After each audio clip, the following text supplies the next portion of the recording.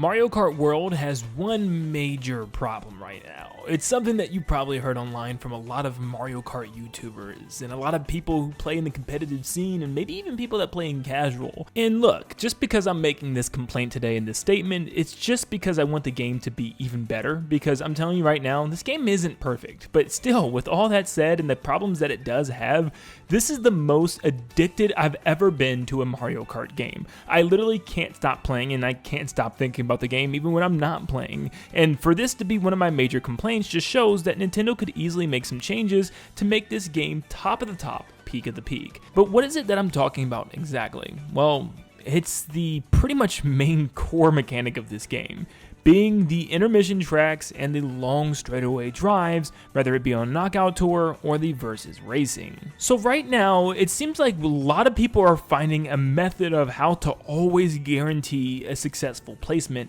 in either Knockout Tour or the versus racing when you're racing from one track to the other. There's one way that you can almost always guarantee a pretty good placement, and it's by extreme bagging. Because in this game, the game punishes you greatly for being too far up ahead for too long. I mean, seriously, in one Knockout Tour, I've seen a total of 7 blue shells, sometimes 2 blue shells and 1 single checkpoint marker. And because of this, it almost makes you not want to perform very well, at least until the very end of each checkpoint and before you cross the finish line each time. Because if you're too far out ahead, you're guaranteed to get absolutely obliterated by items from people behind you, or if you're in first place. And because of this, you'll notice in more competitive lobbies that players are now coming up with a method of bagging extremely hard. And I put this to the test just to show you how easy it is just to cheese this entire thing because of how uninspired the intermission tracks are. Take this clip right here. I'm in first place, so I purposely slow down to let people pass me. And no joke, within 10 seconds of me slowing down and someone else taking over first place, a blue shell quickly flies in and absolutely obliterates the player in front of me, like I said, no longer than 10 seconds after they already overtook me. Like I previously said, it feels like the blue shell is extremely overwhelming in this game. It's spawned in way too often, and it's used almost every 30 seconds I see one flying across me on the map. So to combat this, I've seen a lot of people come up with a method of just extreme bagging for like the first 4 laps,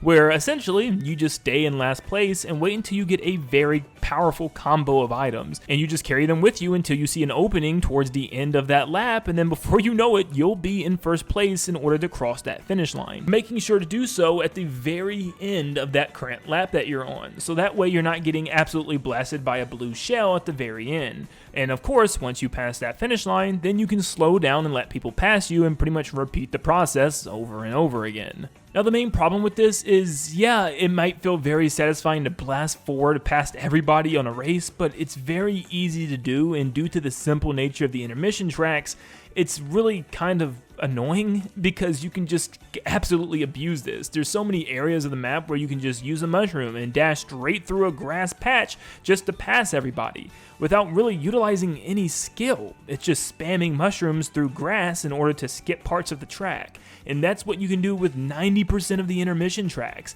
where most of them are just complete dead straightaways. Something I've been saying is that it seems like Nintendo left it up to the items to kind of draw out the courses, because look at this part. It's literally just an absolute straight path on some floating buoys. You can choose to come over here to the side, but it really doesn't help you. So you're forced to drive down the center of this area where all the boost pads are. But because of that, you're kind of in the mix of all types of chaos, and people are going to run you over, hit you with items, and just absolutely devastate you. So it's really dependent on the items that you have. So that's why bagging is sometimes almost necessary. Or take this intermission track where it's literally just crossing a giant bridge with a little bit of traffic. Most of this entire section is just going to come down to what items you get and how you use your items against the other racers, because you can drive up the rails of the side of the bridge or even hit the glider sections on the outsides of the bridge, but they're relatively slower than just hitting the boost pads and driving down the middle lanes. It's just kind of confusing to why these other options are even there, besides getting you away from the chaos that's pursuing on the middle of the track. And since there's only like 8 intermission cups, you're going to be playing a lot of them over and over and over again, and after a while it's the same exact areas that you'll be bagging items and using them on in order to gain an advantage. Like, I can't tell you how many times I drove over here in this grass by these trees and tricked off of these rocks in order to get an advantage. I mean, it's just like rinse and repeat over and over and over again. And that's why I love doing this. It's a lot of fun, but it's also just kind of cheap all the time that I can just carry all these OP items to the finish line and just immediately pass everybody at the last second.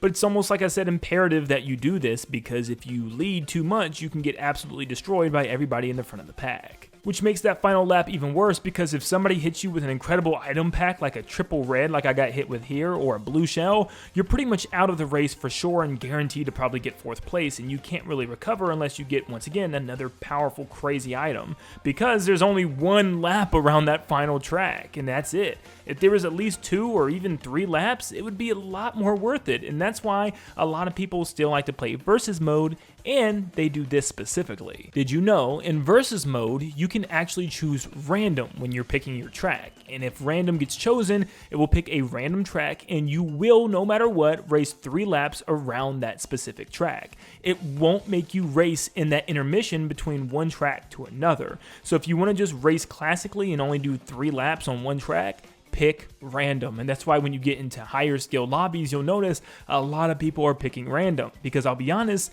this is some of the best fun that the game actually has to offer, because it allows you to utilize the game's mechanics like wall riding and rail riding. And even though it's still chaotic with 24 racers, it still feels the most Mario Kart out of any of the modes. And I feel like with this game, there's a lot of tracks that I haven't spent a whole lot of time on that I want to revisit more of. And I feel like I don't get to see it that much on intermissions, because, you know, you're just driving right past all the tracks and ending on the same like 4 to 5 tracks that the game allows you to do right now. So playing in the versus mode and clicking random allows me to actually play on a lot of the tracks, and just the tracks itself, in a classic mode of Mario Kart. I wish Nintendo would just make this an official mode being called Classic, where you can just race 3 laps around whatever track that people pick, but right now this seems to be the only way that we can do so. But like I said before, that problem with the intermission tracks just not having a lot to do to get ahead of other racers outside of using powerful items is still a problem. Like, where's all the wacky stuff? Look at this that just happened. I have not seen this yet until this random intermission track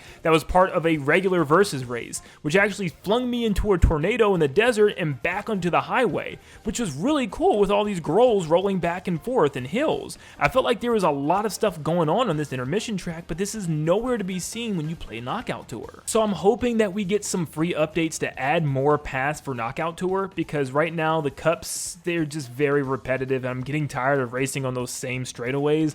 We already have so many already well-established tracks in this game that they could just slap into a brand new cup for Knockout Tour, so I would be very surprised if Nintendo didn't add more in the future, because there's some that are really neat in versus mode. I hope they actually translate over to Knockout Tour as well. So bagging seems to be the major mechanic of Mario Kart World, and it might be a major issue because it doesn't really require a whole lot of skill, especially if you do have a lot of skill and you know the tracks by heart and all the shortcuts. I mean, you're just easily going to obliterate everybody else, especially if you hold on to those items that you've been bagging since the very beginning of the race. You're just going to take shortcuts through the grass and always pass your competition. But also, like I said, this is a testament to how good this game is, because even with this major issue of bagging, I still cannot stop playing this game. It's addicting to the core. I mean, every single time I do hit these shortcuts through the grass, it's like a little boost of adrenaline, and I'm so excited to be able to pull off some of these tricks and stuff. And I think that's just the problem, though, is that that's where the game shines through, is doing these tricks and wall jumps and rail rides and flips over the shortcuts. And I feel like driving through the grass with a mushroom doesn't really connect with this game, and once again is my major issue, where I feel like they're trying to take 2 major mechanics of parkour tricks and open world Mario Kart and combine them, and they don't really go together. It's hard to do all that parkour stuff in a giant open world that's a lot of flat land and just grasslands and hills. And I just wish there was a little bit more going on in the intermission tracks, more actual shortcuts that utilize the, wall jumps and rail rides and parkour, But at the end of the day, it's not a game-breaking thing, it's just frustrating when that's what you have to do to guarantee yourself a win, is taking your most powerful items and just carrying them along the way until a perfect time to use them. But let me know in the comments down below if you've noticed this same problem online, and if so, do you still like it, or are you also against the whole bagging method? Make sure you leave a like and subscribe before you go, and like always, I'll see you all on the next one, and I hope you all have a blessed day. See ya, guys.